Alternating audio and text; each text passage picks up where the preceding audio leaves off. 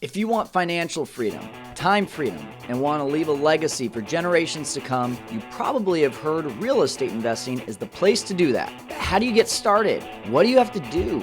When's the right time? If you are looking for those answers, you've come to the right place. My name is Kyle Stanley, and this is Fearless Flipping. My mission is to help you learn this business and conquer real estate investing.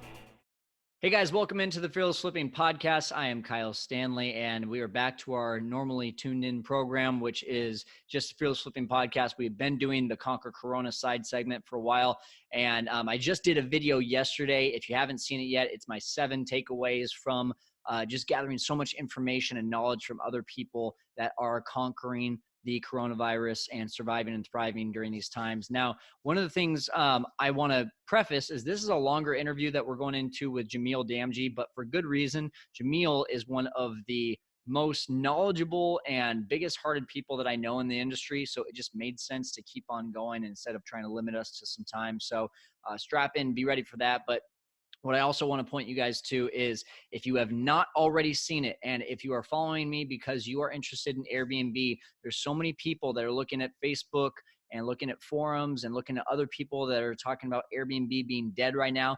It's just not true. And I have the proof to show you. I'm getting amazing results right now at Airbnb, and you can too for absolutely free. I've shared my absolutely 100%, no strings attached, free course. It's called the COVID-19 Survive and Thrive Airbnb course, and you can access it by just clicking on the link in the description of this YouTube video, or go to our Instagram, which is Fearless Flipping 316, and the link is right there in the bio. Now, without further ado, let's get to it with Jamil Damji.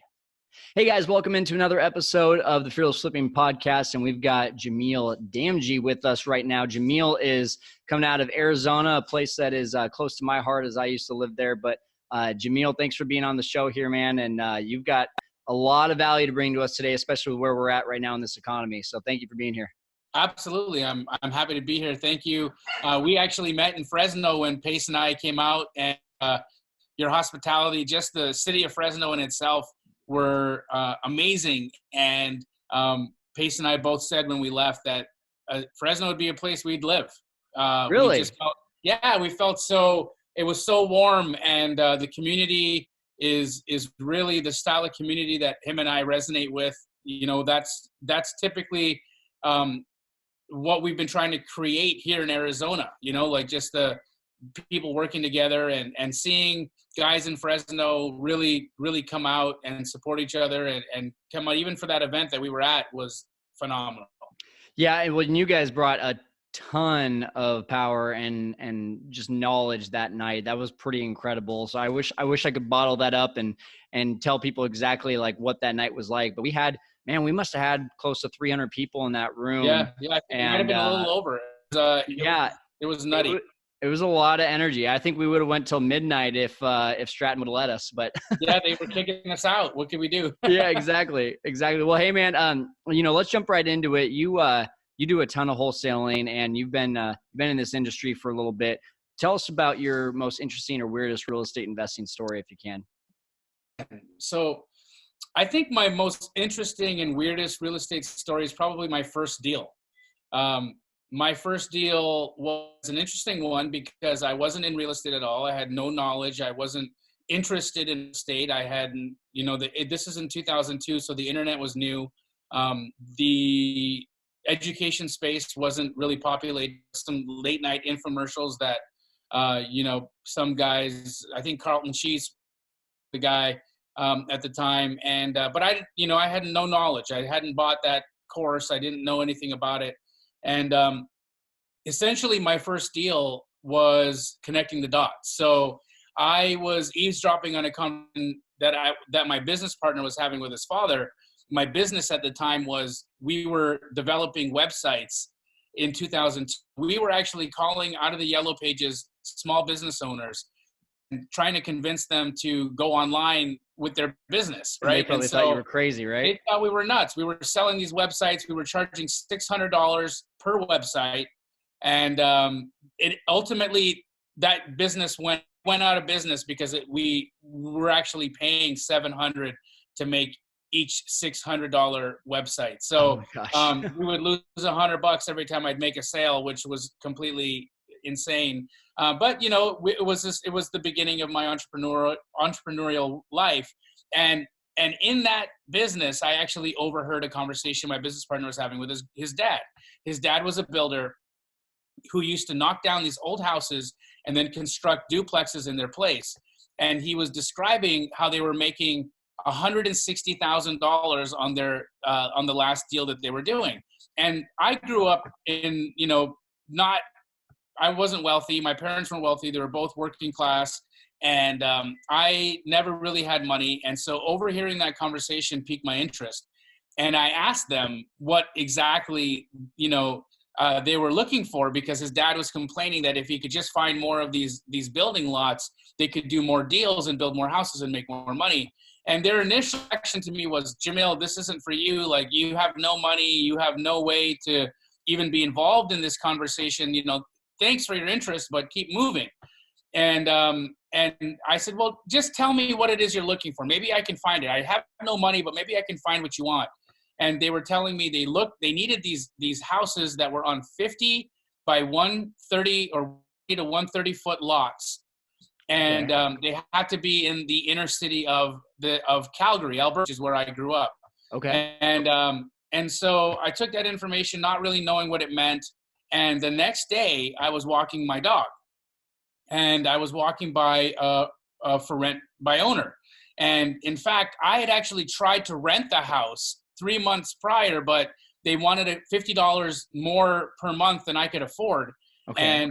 And so the place was still for rent, months later. And so walking my dog, I called the number on the line, and I asked the lady if she would be interested in selling the property rather than renting it. And, I discussed the voice a little bit, and she didn't recognize me anyway. So in the conversation, she said, yeah, she would sell it for the right price. And I extracted from her what that price was. And she said $350,000.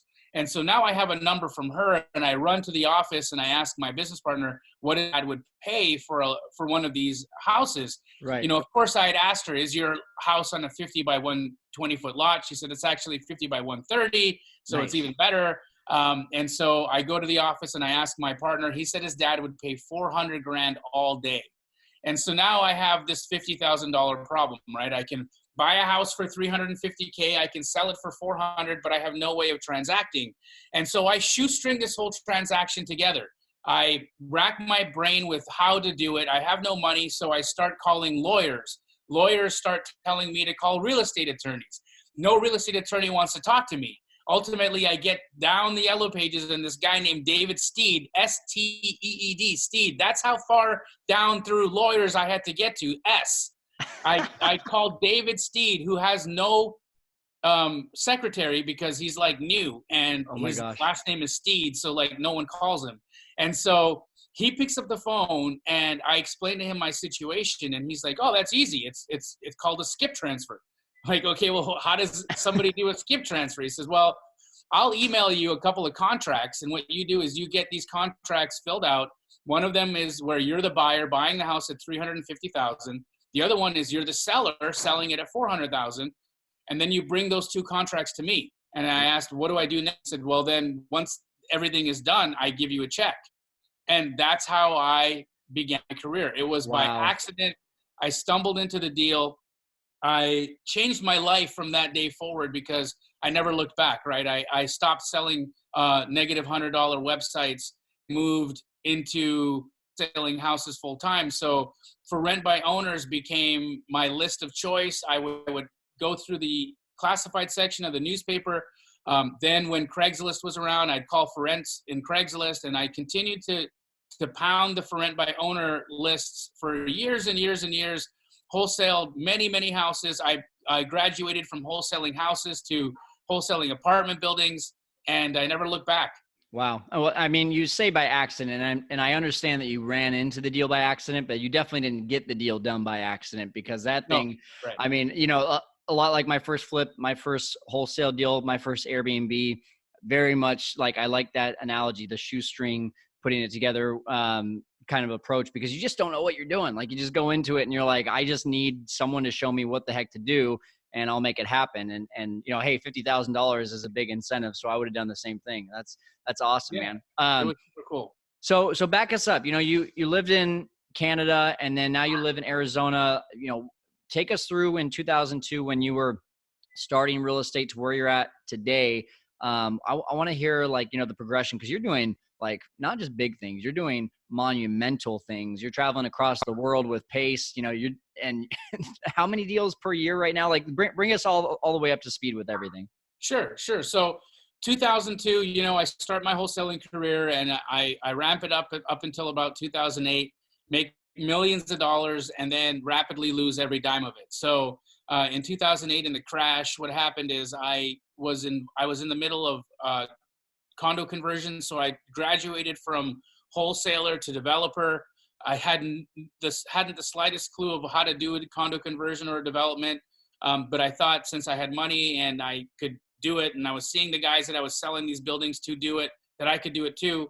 So with that can-do attitude and a personal guarantee from my parents, as well as putting up every dime of cash that I had and my sister had made wholesaling, we bet the farm and lost it. And so in 2008, we went bankrupt. We went from living in, you know, beautiful homes to my sister, me, my dad, mom, 150-pound dog, Mash, our cat, and my niece, all living in a 2-bedroom, 1-bath apartment. I bankrupted. Oh my gosh. Wow. So, you know, it was crazy, right? It was a meteoric rise and a meteoric fall. It was really, really, really just a learning lesson. And I decided then, you know, real estate needed to be on pause. And so there wasn't a lot of activity going on. And I decided to move to Los Angeles and become a comedian. So that's what took me out of Canada. Yeah, that's what took me out of Canada. I went to LA and became a stand-up. I was doing stand-up and sketch comedy for years. About, you know, from 2008 to 2012, I cut my teeth on the internet doing internet sketches, stuff that was on Funny or Die. And, you know, it was fun. I had a good time. I made a lot of good friends and contacts in, you know, the entertainment world. And that was cool, but real estate always pulled me back. Right. And so, as I'd make money, as I'd get a little bit more success, I would always find myself wanting to invest back in real estate. And so in 2010, 2011, I was looking at the state of affairs of real estate in Arizona because LA was too expensive to enter. And in Phoenix at the time, I could buy condos that were built in 2005. So these were like relatively brand new structures, you know, that had like granite countertops, steel appliances, espresso cabinets, like nice places. And I could buy these units for, I'm so sorry, guys. Shh. Sorry. Yeah, I've got my dogs right next to me too. Working at home. This is the realities of working from home right now. So I could buy these condos for like 25 grand, and I could rent them out for $850 a month. Like, come on. Yeah. Where are you going to get a return like that? Right. So what I was doing is I'd make a little bit of money, and then I'd buy a condo. I'd make some money. I'd buy a condo. And I was just amassing, you know, rental properties in Arizona. And then I had a couple of properties under contract that I didn't have the funds to close because I was buying them all on short sales. And you know, if you were buying anything on short sale back then, a short sale could take 6 months to come to fruit, right? You'd put an offer in, the bank would then, you know, sit on it for a while, decide whether or not they were going to approve the short sale. And then all this bureaucratic red tape and documents had to be produced and the deal would close. But these could take months and months and months and months. And so it was a fairly common practice to write offers on a lot because you didn't know what the banks would approve, what the banks would not approve, what, you know, and so you essentially, if you were wanting to buy, then for every 30 offers you'd write, you'd buy one deal, right? And so what was happening is a couple of deals that I had written offers on actually were approved and I couldn't fund them. And so I went on Craigslist and I put an ad out on Craigslist and I marketed the contracts that I'd had on those two properties. And within 10 minutes, I got a call from an individual who liked the addresses, went and drove by them and decided he'd pay what I had listed them for on Craigslist. And I quickly put together a deal where I made 18 grand literally in like 15 minutes. And I remembered just Wow. how much I loved real Wow. estate and how awesome deal making is and how fruitful it can be and exciting it is. And so that guy that bought those two properties for me ended up becoming a good friend of mine. And he said, you know, I'm doing this on volume out here in Phoenix. And if you're interested in this, since you seem to have a knack for it and an understanding of how, you know, this is done, why don't you come hang out with me for a week and I'll show you what we've got going on out here. And so, you know, comedians are as close to homeless as you get. And so I really had nothing else going on. So I said, okay, well, why not? I'll just come out and hang out. So I did. I went out to LA to Phoenix from LA for a week. And I learned what he was up to, and I decided I had to be involved. And so on my birthday, it was December 12th, 2012, 12/12/12. I packed up a U-Haul. I moved from LA to Phoenix, and I didn't look back. And I've been here since then. And today, I run the most successful wholesale company in the U.S., KeyGlee. We do anywhere between 65 to 90 transactions a month. We're in 11 markets currently, but we are about a month away from being a legal franchise. And once we franchise, we'll be national. We have 178 already, potential franchisees that have their name on a waiting list.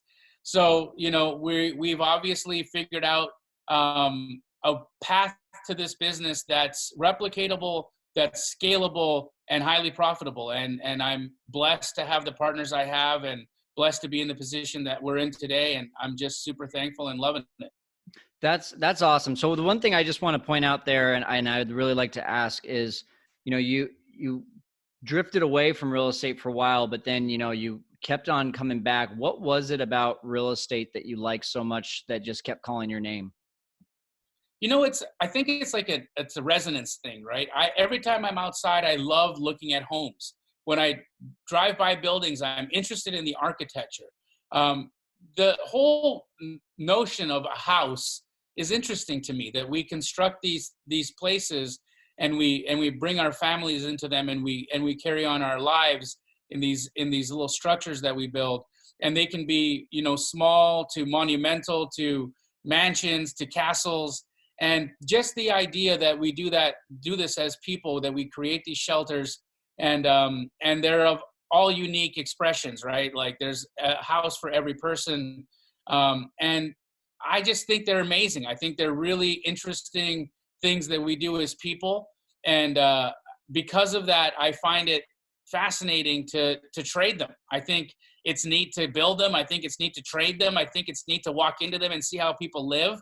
From all walks, right? Like whether that be from the really low vibrating, really low resonant hoarder house to a work of art, you know, the Frank Lloyd Wright masterpiece. They all have their place and they all tell a story. And the story is fascinating to me. And I think for that reason, and probably that reason alone, I've been attracted. And then the fast pace, deal making, the connecting the dots, the creativity, the capacity to become wealthy, that to me has been really fascinating as well, and fruitful. So not only am I interested in it, but it really rewards me to continue to be interested in it. That's such an interesting answer to that question. I've never heard anyone just talk about real estate in that way. So that's really cool, man. Now, you said that you had seen this guy in his operation in 2012 in Phoenix. What was it that attracted you so much that you were ready to uproot your entire life over there? Well, you know, in that week, I saw him string together deals, and, you know, where he put together about 5 deals in the 7 days and was making around 10 grand on each of those. So I saw the guy really put together and make $50,000 before my eyes with really little effort.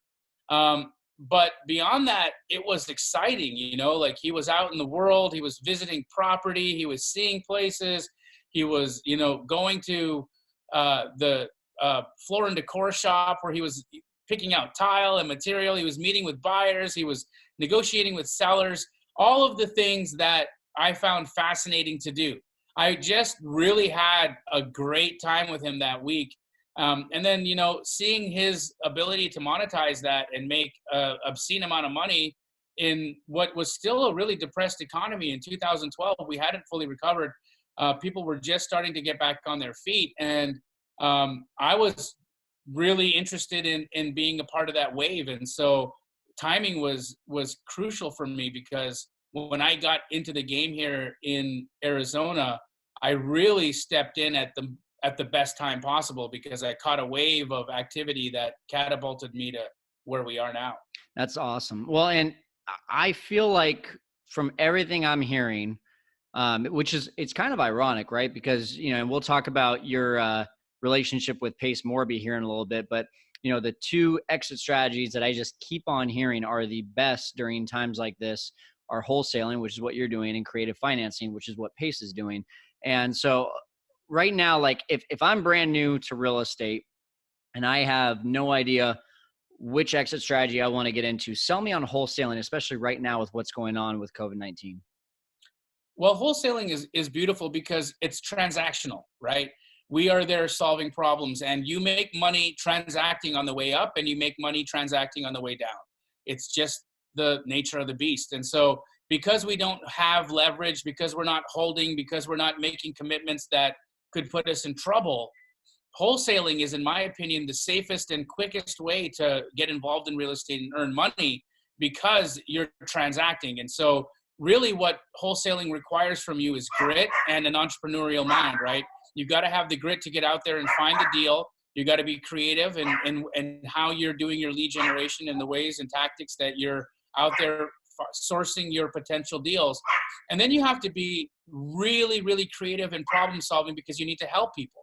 And if you're helping sellers get out of situations that aren't advantageous to them, and you can find a person who can take that property and make an advantage out of it for themselves, whether they be by repositioning that property, by putting in extra work and putting in material and putting in time and effort so that they can beautify the home and make a profit, you're solving two problems. You're solving a problem for a seller that needs to liquidate and have access to funds fast, and you're solving a problem for a rehabber who needs inventory so that he can keep his construction crew and his people working and his family fed. And so I love wholesale because you're a problem solver. You're a problem solver for all the parties involved. And no matter what's happening in the economy, whether prices are going up or prices are going down, transactions always happen. Yep. They always happen. In the crash, transactions happened, and in the rise, transactions happen. It's just the structure of those transactions and the price points at which those transactions happen that change. And so for wholesalers, we'll always have a job, because we're always going to transact on the way up and we're going to transact on the way down. That's why I think wholesaling is, in my opinion, an evergreen industry in the real estate business, because, as I just mentioned, there's always going to have problems to be solved.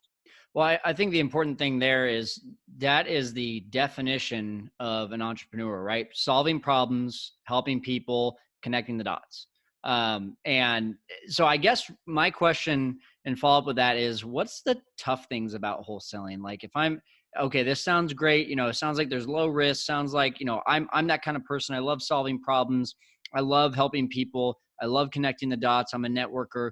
But what are the struggles? Because there's a lot of people that get into not just real estate, but wholesaling and give up after a little bit of time. Why do you think that is? I think there's a lot of traps with, like anything where there's money to be made. There's going to be, traps along the way. There's going to be people that are there to test you. There's going to be people that are there to extract money from you. There's going to be people that are going to wave shiny objects in front of you and charge you $70,000 to teach you what you could have learned on YouTube for free. So there's traps, and people quit because they get stuck in a trap, and it's never fun to be in a trap. You get wounded, you get discouraged, you feel hurt, and you want to leave, right? And look, all of that stuff is fear, right? Fear manifests itself in many ways. It manifests itself as the guy who takes your money. It manifests itself as the deal that's terrible, that you think is all deals. It manifests itself in any way you focus on, because that's what fear is. It comes to you from what you expect. If I have a fearful approach, a fearful outcome is all I have. And my intention and the work that I do is the product in which it creates. So if I work in fear and I'm believing this is going to be a hard thing, problems are going to come. Guess what's going to happen? Those problems are going to come. And I'm not saying that I don't see problems, but I look at them in a completely different way. My framework and the way that I approach situations, circumstances, even tough situations is way different than somebody who says, this is hell, this sucks, and I'm quitting. I'm always like, oh, what can I learn out of this? What can I do? What can I create? What innovation can come out of this situation that's going to propel me into, even more creativity, even more profitability? I don't look at it from a fearful way. And so I think the reason why wholesalers start and quit, it's subconscious fears. It's, their family and friends telling them it's too good to be true. And then they run into a pitfall and then they see, see, it told you, this is all too good to be true. And what you need to be doing is driving Uber. And right. so that's all. That's just life though. That's what we'll be going through from we've been doing this for thousands of years. These traps and kings have been made and fallen, and empires built and fallen.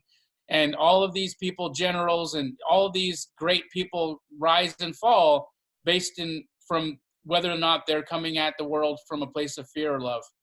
I think that there is no such thing as no fear, but I think it's the approach in which you take it. Are you going to let fear conquer you, or are you going to conquer fear? Are you going to be like in my world when March 12th hit and cancellation after cancellation after cancellation happened in Airbnb, all the fearful majority that were letting fear conquer them said, I'm out. This is too scary. I don't know what to do. And then there was the select few that were able to say, hey, let's find the solution to this. Let's collaborate. Let's help each other. Let's compare notes on everything, and let's fight this thing together, that are still getting great results and in it for the long run. And I imagine there's got to be some level of those kinds of adjustments going on, even though you have a massively successful business.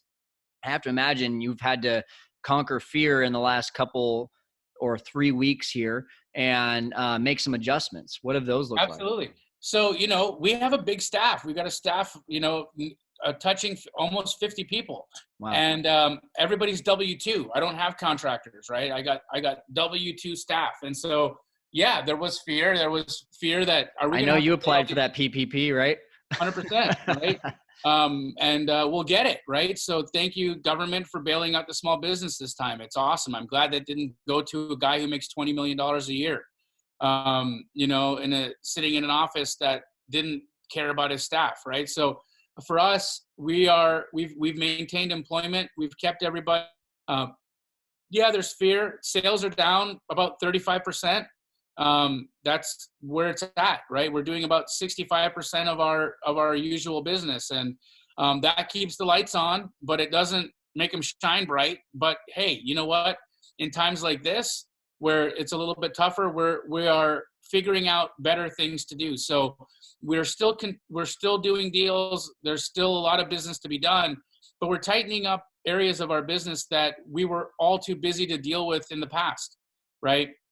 We had times when we were just too busy to deal with this inefficiency, or deal with this issue, or deal with this structure, or deal with this broken system. And so now we've been doing a lot of house cleaning, a lot of tightening, a lot of renovating internal systems so that we're as efficient as possible when things become more active. And I purposely don't use the words back to normal, because I don't think back to normal is a reality. Okay. Well, before I ask you what you think back to normal, I'm using quotes if you're listening on the podcast, or what we're going to look like there. I want to commend you, especially because I just made a video about a certain Uncle G who had fired 42 employees after claiming that, he's been doing everything to make sure to get through everything. You, on the other hand, are actually, sticking to what is important to your business, and holding on to the people that have helped you get to where you're at. So that's pretty amazing, man. I'm excited to hear that for your business. I know that there's adjustments going on, and it sounds like you're able to tighten things up. But let's get back to what you said there about back to being normal. What does the new norm, you think, look like moving forward, or is it too early to tell? I don't know. I don't know when the PTSD of this wears off. I can tell you PTSD of 2008 was a lot of people were scared of banks. People didn't want to get mortgages. People didn't want loans. People were, they were hoarding cash. Like there was PTSD from 2008 that lasted many, many, many years, right? For one, was one of them. I didn't have a mortgage. I refused getting a home mortgage until, literally like 3 years ago was when I was finally like, fine, I'll get a mortgage. But like, up until that point, I was just cash, cash, cash. I want everything in cash. I never wanted to be in a situation where I could be made homeless again, where a bank could just come and say, hey, your capacity to earn is null and void, and now you owe us money, and we're going to take your stuff, right? And so I had to get over that, and many people have felt the same thing. So there was PTSD from the last economic recession. But I think this PTSD is going to be a little bit more of a social one. I feel like when are we going to hug again? When are we going to shake hands again? When am I going to feel confident to go to the theater, right? Like I'm a movie buff, right? I walk by my neighborhood movie theater every day. And every day I walk by it, I wave at it. And I know there's no one there. The building doesn't see me, but I feel it. I miss it. I miss being in that place. I miss my Friday night movie, which I would do with my family or without. If I was alone, I'd still go. If they were with me, it was great. But I loved it. That was like a joy. Going to the movie theaters, smelling popcorn, getting immersed in a experience for 2 hours without my phone was one of the biggest joys of my life. And when will that come back? When will we feel safe enough to sit in the theater and breathe each other's air?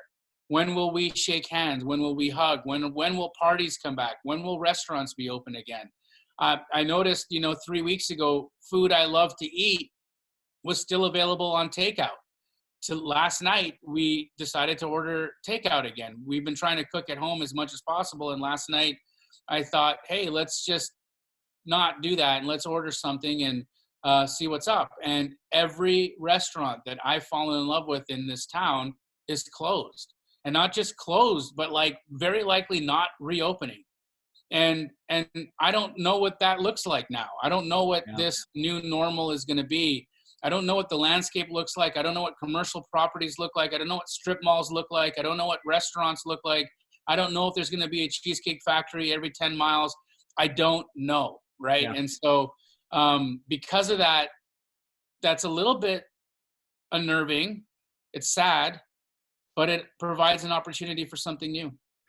I'm glad I'm not the only one thinking like, is there going to be such a thing as a handshake after this? Because it's really, I skip back to 2 weeks ago when everyone was still kind of like, the people that weren't quite sold on it were making fun of people that weren't shaking hands. And now most of those people today are not shaking hands. It's like the amount of mental capacity that takes to actually turn over that coin and be like, okay, I'm buying in, I'm not going to shake hands. It's going to be tough to recover from, like you said, a mental and social aspect. And I was talking to a friend about this the other day. I think this is such an ironic, and now before I say this, without like putting anyone's safety or putting this on blast that this thing is a joke. It's not a joke. This is very real. This is very serious. But it is a very ironic situation that we have where we're doing social distancing when, since the smartphone came out, we've been pushing ourselves and social distancing ourselves very much over the last few years and finding out ways to do more things on our own. And now we're forced to do all these things on our own. But what I do notice is that there's a lot of people that are innovating as well when it comes to business and finding ways to do deals virtually. And I would imagine that would help out Keighley big time, right? Absolutely. Absolutely. And we're part of that, right? So I've been on numerous podcasts, numerous lives, giving as many tips as I can to people for virtual wholesaling. So if any of your audience are looking to begin wholesaling, I would love for you to reach out to me. On Instagram, you can find me at jdamji, at JDAMJI, and hit me up. I've got tools. I've got things that you can use to virtually wholesale. I've got trainings that I give away for free that will cut a text message and do things that other people will charge you 20 grand to do. And I'm just that guy that feels That's not my jam. I'm not there to sell it. I'm there to share it. Of course, I know high level things that I would charge you to teach, but the facts are, I think that we need to democratize a lot of the education as much as possible, share as much as possible. And then when we're getting into more specifics, like I heard you mention you're teaching a course now on how to maintain Airbnb through this situation, which I think is highly valuable. And I would pay for that, because if I'm an Airbnb operator, I've been taught already the basics of what Airbnb is, and I could have gotten that information for free. But now that I need a more specific, tuned in type of information, I would think that's worthwhile paying for, because it's giving me something that is a tool to add to my tool belt that's specific, that's specialized. And so, that's kind of what my jam is. So I believe in just, all the basics, give it away. And then when we get into more fine-tuned information, that's where mentorships and coaches and educators and influencers, that's where we come into play. I don't think we're there to teach people the basics, but that's just me. There's a lot of guys who are not happy with me and how much information I give away. So we'll see. Well, I've been giving away this course for free. So guys, I'm sorry, Jamil says I need to charge for it. So I'm going to have to start charging. I'm just going to. But yeah. There you go. You're one of them, right? You're one of the helpers. You're one of the guys that says, I believe this is information we should all have and know. And you took time out of your life to make it, and then you give it away. Like, that's crazy, right? But it's not. Well, it's exactly what you and Pace talked about when you were in Fresno. It's collaboration. It's helping, and it all comes back tenfold, right? Mm-hmm. Which I think is a good time. First of all, before I get into that, tell us a little bit more about KeyGlee from a user standpoint. I mean, I'm hearing the trainings and all that, which is amazing. But what was the whole idea when you started KeyGlee, and what is it today? Well, why KeyGlee happened was, as we were wholesaling, what we were finding is a lot of training, a lot of people getting into the business focus heavily on acquisitions. They focus on, cold calling, texting, door knocking, bandit signs, pre-foreclosures, whatever it is, whatever your niche is, it's an acquisition niche, right? And so we were at the time showing up to appointments, and we'd show up to a seller appointment, and right behind us were 6 of our buddies, all chasing the same, right? And so that's okay. But what we'd also see is 2 weeks later, that deal wouldn't ultimately sell, and that seller would be calling us back, and they'd say, I got screwed over and dicked around, and I didn't sell my property, and now I need to, find somebody to come in and help me out of the situation. I've already, made plans. I've packed up a U-Haul, like I'm ready. I was supposed to close today, and there's no check, and I'm in trouble. And I saw that happen over and over and over again. And my 2 partners and I, actually there's 3 partners. It's my sister, myself, and Hunter and Josiah. Hunter and Josiah were a couple of young whippersnappers that had the ideas of how to really systematize and bring in technology to make a business scale. And they focused really heavily on building buyers lists. And so what I was seeing happen is I would bring those 2 guys a deal, and they would send it out to their list, and they'd sell it fast. And I said, there's something to this. So when everybody was learning how to do acquisitions, we were figuring out how to scale dispositions. So basically how to build a distribution list that was so powerful that we wouldn't let another wholesaler cancel on a seller again. Wow. And we would say, we will help you sell your deal so that you can make good on your obligation that you've made with the seller, make some money yourself, and in our own right, make some money as well, connecting all the dots and extracting value from the situation by being able to facilitate the transaction to close. And that's what KeyGlee essentially is we're a nationwide dispositions house. Now, does that mean we don't do acquisitions? No, of course we do our own acquisitions, but we're essentially a record label. What we do is we are so good at distribution that wholesale, who you could, akin to artists, seek us out so that they can leverage our distribution capacity so that they can just focus on what they're good at, which is going out there and sourcing the deal. And so that's what we've become. We've become a disposition crutch for many wholesalers across the nation. When they get their deal in, the first place they call is us. We sell it for them and we participate in the deal, and we all make money. Long story short, guys, if you have a deal that you're not sure you can sell, KeyGlee should be your call that you're making. Or if you're trying to get into wholesaling and you say, hey, I'm really good at getting deals, but I'm not so good at finding the buyers, KeyGlee can be a solution for you. Am I summarizing that correctly for them? Absolutely. Absolutely. Okay. And, you know, the adage that if the deal's good enough, it'll sell itself. A lot of people were buying into that. It's bullshit. Excuse my language, but it's a lie. It's not real. It's never been, if the deal's good enough, it'll sell itself. And especially today, especially in times like this, you've got to find the right buyer. You've got to fill the right need. And, you know, right now, fix and flip buyers, they're on the sidelines. They're holding back. They're in wait and see mode. They want to see what happens to lending. They want to see what happens to, you know, down payments, where interest rates going, what's happening on the retail side, how many listings are going to be on the MLS next month. Like, that's what they're waiting for. Everyone's wait and see.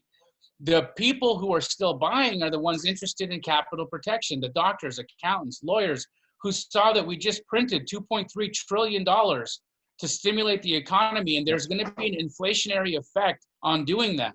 And a way that you can protect your capital from inflation is to have it be in an instrument that rises with inflation, and housing tends to be one of those things. And so a lot of these buyers are looking for capital protection. They want their dollar to be have the same buying power it had when it was $1. And what that means is that dollar might be $1.90 in 2 years, but it'll at least be $1.90 and not $1, and, you know, sitting in your bank account that's now worth 6 cents. And so that's the key, right? It's being able to protect your capital against inflation. And for a lot of guys who took a 30% bath on the stock market 3 weeks ago, they're looking to level their loss, right? So those guys are saying, hey, I woke up on, you know, March 13th and my stock portfolio was 70% of what it was the day before. What do I do? And wholesale real estate tends to be sold at 70 cents on the dollar. So how do you level your loss? You buy a wholesale house and you essentially make back the money you lost and protect the rest of your funds in an inflationary proof instrument that will ride it out through this situation. I love it. And that's the conversations we're having with buyers today. It's not, hey, look at this, you can buy it for this and flip it for that. It's, hey, where's your cash and is it protected? And what happened to you last week and can we help you make it back? That's so good. So good, man. Well, if you guys aren't already seeing it, it's very obvious that Jamil has a huge heart for helping people and has created a lot of different resources to be able to help people. The last way I want to talk about how you help people is with this Pace and Jamil Do America. What's the mission there? Tell people about what that is. Well, you know, Pace is my competitor. So we are fierce competitors here in Phoenix. We chase a lot of the same deals, but he's my brother. I love him, right? He's one of my best friends, and I'm the godfather of his daughter. So we have this like really fun competitive brotherhood, and we've been able to really amplify each other's businesses in cooperative practices. So what we don't do is we don't backstab each other. What we don't do is put our hands in each other's pockets. What we don't do is negative things to try to get one over on each other so that we can edge out our competitor. What we do is we gain assistance to one another. I help Pace, or I step back from a deal where he has a better opportunity to close and we share. I help him close deals that essentially I could go right behind him and contract if he's unable to sell it. So I could let Pace wait it out and cancel and then get in there and take the whole pie myself. But rather than do that, I'll assist him in getting his deal done where he makes money and I make money and the seller's happy. So we do things in the collaborative effort. And that collaborative effort is what allows us to amplify each other's business. We realized very early that in helping each other, we not only gained in self-worth and value in just positivity, but we got a lot of benefit financially. We made more money working together than we did working apart. And because of that spirit, we saw that that was not the spirit of the community, that there was a lot of backstabbing going on, a lot of really terrible competitiveness, a lot of scarcity mentality. And that scarcity mentality was causing the community to suffer. It was causing sellers to not be able to have their needs met. It was literally tarnishing the wholesale industry as a whole, because we were all acting like weirdos out there trying to edge each other out and not be helpful. And so the mission of Pace and Jamil Do America is we travel across the United States and we visit cities that have thriving large wholesale communities, and we show you how to bridge the gaps between you, how to interweave your businesses so that everyone benefits, how you can use your skills and your strengths to someone's benefit and use their skills and their strengths to your benefit for mutually beneficial, productive, and really fruitful activity. And so, and what we do when we come to these events is we actually bring it and show it in practice. So like you saw when we were in Fresno, we'll have people stand up and talk to us and tell us what it is they're missing in their business. And then we will find people in the audience that can fill that need, and we'll make connections and show people. You did that for me, man. Yeah. And it's right. What a cool thing to do. And, we get no payment for that. We don't take a piece of that. We don't walk away with anything but the emotional income of actually having served the community to help each other. And that's truly the heart of what we're doing. And I think that's why the movement gained the speed it gained, and the energy behind it was so positive and so loved and well received, because I think people really want that in their heart of hearts. We all want to be better. We all want to be helpful. No one wants to be mean. No one wants to feel like their needs can't be met. No one wants to feel separate and disconnected. We all want the other side of the coin, right? And so it's just flipping the coin over and showing people how shiny it is, and how worthwhile it is that we're really trying to do.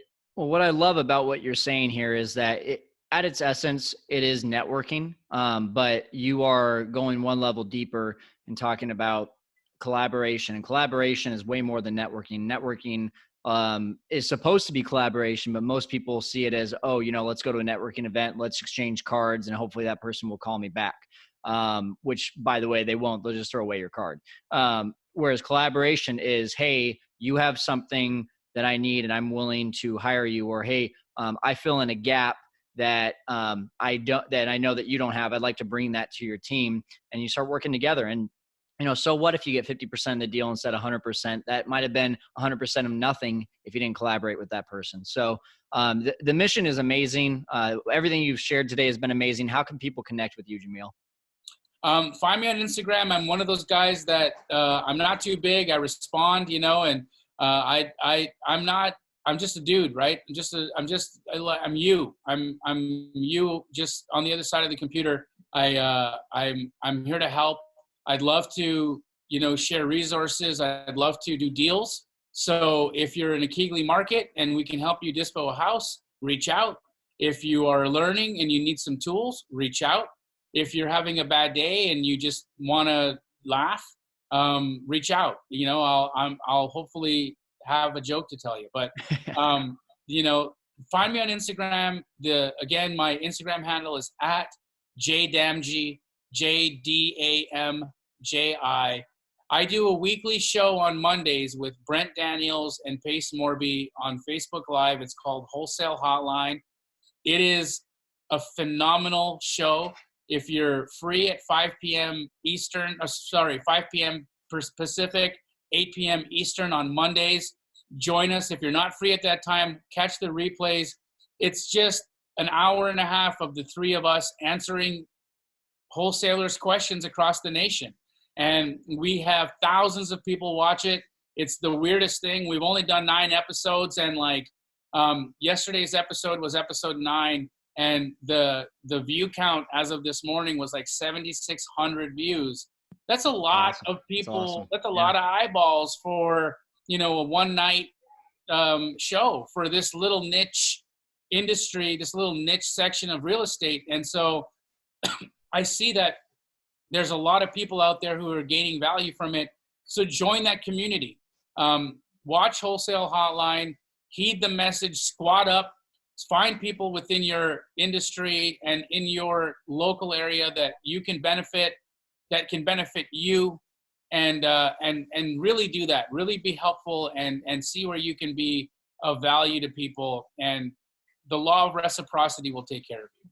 Hey, Jamil, that is so awesome, man. And really quickly, is it just Keighley.com, KeyGlee.com? Yeah, but that's our outward facing website. So Okay. the general public, if they're looking to sell their house, they go to KeyGlee.com. If you want to reach us and talk to a KeyGlee staff member, find KeyGlee on Instagram. It's Cool. at KeyGlee, at KeyGlee, and send us a DM and we'll reply. That's perfect. All right, Jamil. Thanks so much, man, for helping our audience today to conquer real estate investing. You've been a huge help. Thank you. I appreciate being on. Okay, so the show notes for this one are going to be at fearlessflipping.com/Jamil, Jamil. Very easy to get to that. You can check out Keighley. You can check out how to connect with Jamil. And as you can see, it's just, I mean, this really was the message from him and Pace. And we're trying, really going to get Pace on the show too. You're probably going to hear more about this collaboration mindset as well from him. But it's all about collaborating, helping others. And 50% of a deal is way more than 0% of a deal. And that's, at the end of the day, what real estate's all about. Like giving people what they need, helping people get what they want, and just continuing to work together to be able to provide more solutions for more people. And that's exactly what Jamil is all about, which was really awesome to be able to hear on this episode. Thanks so much for tuning in and conquering real estate investing with me. We will talk to you next time.